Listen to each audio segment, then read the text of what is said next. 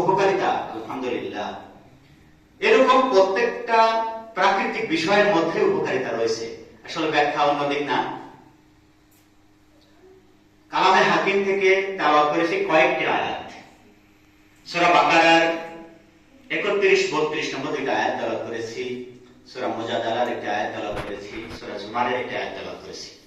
মুসলিম শরীফের একটি হাদিস আমি পেশ করেছি অবন্দিত হাদিসের মধ্য থেকে। প্রিয় ভাইরা, এই কয়েকটি আয়াত এবং একটি হাদিসের আলোকে যদি আলোচনা করি কয়েক ঘন্টা লাগার কথা।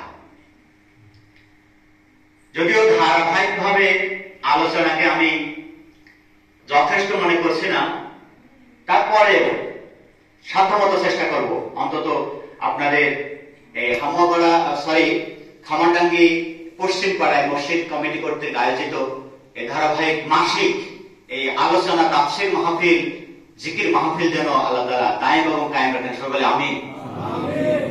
প্রিয় ভাইরা, ভূমিকায় আরেকটি কথা বলতে না বললেই নয়। আপনারা এখানে যারা উপস্থিত আছেন, হয়তো দাড়ি পাকা কিছু মানুষ আছেন, আর যুবক ভাইরা রয়েছে বেশি, আর ছোট কচিকাচারা আছে কয়েকজন। তো আসলে আমাদের জীবনের উদ্দেশ্যটা কি? দুনিয়া আল্লাহ তাআলা আমাদের পাঠিয়েছেন, এই পাঠানোর উদ্দেশ্য কি আমরা জানি? অধিকাংশ মানুষই জানি না। শুধু খাওয়া, ঘুম আর বংশ বিস্তার, হালাল হারাম বাঁচলাম না, সম্পদ আহরণ করে ঘর বাড়ি করে জমি জমা করে দেবো, এই উদ্দেশ্যে আল্লাহ তাআলা আমাদের দুনিয়ায় পাঠায় নাই। উচ্চারণ করেন, পাঠাইছে আমাদেরকে এই উদ্দেশ্যে? বলেন সবাই, এই উদ্দেশ্যে পাঠাই নাই। ভাইয়া একটু পূর্বাপত্য আরবিতে বলেছেন, আর দুনিয়া মাজরাআতুল আখিরাহ, দুনিয়াটা হলো আখিরাতের ফসল কামাইয়ের জায়গা, হলো দুনিয়া। ফসল বপন করব, কামাই করব হলো আখিরাতে, উঠাবো কখন? আখিরাতে। আসল উদ্দেশ্য এটা। দুনিয়ায় আমাদেরকে আল্লাহ তাআলা বান্দা, দাস, গোলাম হিসেবে পাঠিয়েছেন সর্বক্ষেত্রে তার গোলামি করার জন্য। আল্লাহ তাআলা গোলামি আমরা করার জন্য রাজি আছি ইনশাআল্লাহ। আল্লাহ তাআলা আমাদের সকলকে তার গোলাম হিসেবে কবুল করুন। প্রিয় ভাইরা, কথা আরেক দিকে চলে আসে। গোলামের কাজ কি? গোলাম শব্দটা কি গালি? আল্লাহ তাআলা বান্দা, আব্দুল শব্দটা কিসে কি ব্যবহার করছে কোরআনে? আব্দুল। এই আব্দুল শব্দটা রাসূলকে আল্লাহ তাআলা সম্বোধন করেছে। তাআলা কি রাসূলকে গোলাম বলছে ওইভাবে, ওই শব্দে, চাকর হিসাবে?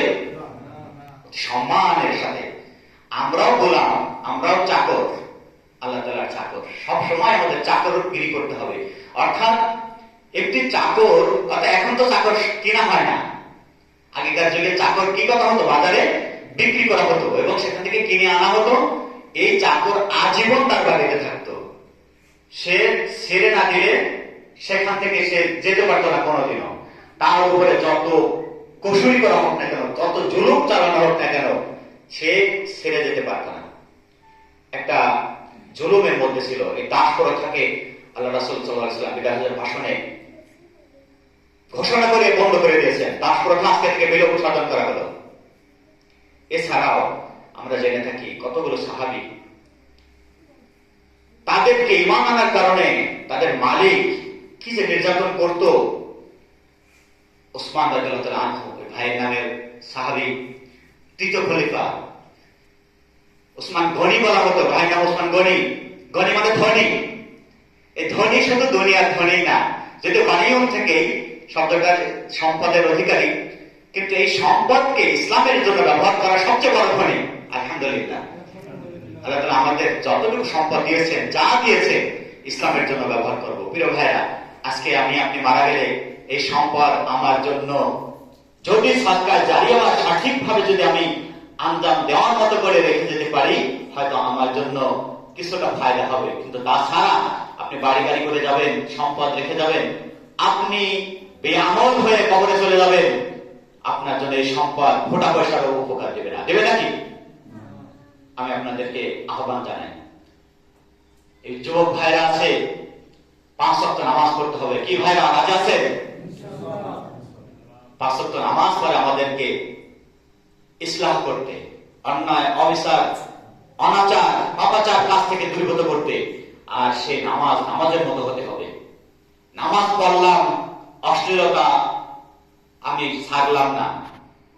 কিছু নেশামূলক কিছু বিষয় আছে, যুবক ভাইরা এই বিষয়গুলো ছাড়তে হবে। নামাজ পড়া সপ্তাহে একদিন, আর মাঝে মাঝে হঠাৎ দয়া করত, অথবা শুধু ঈদের নামাজ। এই নামাজ হেদায়েত দেবে না, অশ্লীলতাকে দূরীভূত করবে না। প্রিয় ভাইরা, যারা মুরব্বী হয়ে গেছেন, আপনাদের কাছে করজোড়ে আবেদন করি, নামাজকে নামাজের মতো হতে হবে। আমার ধারাবাহিক আলোচনা আমার গ্রামে আমি রানিং করেছি, সেই সূত্রপাতে আপনাদের মসজিদে ধারাবাহিক আলোচনা শুরু হয়েছে। আলহামদুলিল্লাহ, আমি প্রাণ ভরে দোয়া করি আল্লাহ তাআলা আপনাদেরকে এই মাজলিসটা শিক্ষার মাজলিস হিসেবে আল্লাহ তাআলা কবুল করুন। প্রিয় ভাইরা, কি নিয়ে দেবো? আজকে আমরা মাগরিব থেকে আলোচনা শুরু করছি। ঈশা নামাজ কত এখানে পড়া হয়? 8:30টায়। 8:30টায় যদি ঈশা নামাজ হয়, আজান হয় 7:30টায়। আজকে আমরা যদি কিছু লেট করে নামাজ পড়ি, সমস্যা আছে? অনেকে বিরক্ত হয়। অর্থাৎ আজকাল মানুষের ওই যে ডাক্তারের থেকে, রোগীর থেকে ডাক্তার বেশি একটা ব্যাপার আছে না? আমরা এখানে আলেম হিসেবে আমাদের একটা অধিকার থাকার দরকার আছে কি নাই? এই অধিকার ক্ষুণ্ণ যারা করে তারা মানুষের মধ্যে গণ্য হয় না। প্রিয় ভাইরা, আপনাদের একটু হিট লাগলেও, কষ্ট লাগলেও আমি কথাটা একটু বলি। আলেমের থেকে, একজন জাননেওয়ালার থেকে, কোরআন হাদিসের এলেমধারী মানুষের থেকে একজন সাধারণ মানুষ বেশি বুঝতে পারে যে কোনো বিষয়। আমি চ্যালেঞ্জ করে বলতে পারি। অর্থাৎ আমি চ্যালেঞ্জ এই জন্য করতে আমি রাজি হয়েছি। রাসূল করিম সাল্লাল্লাহু আলাইহি ওয়াসাল্লামের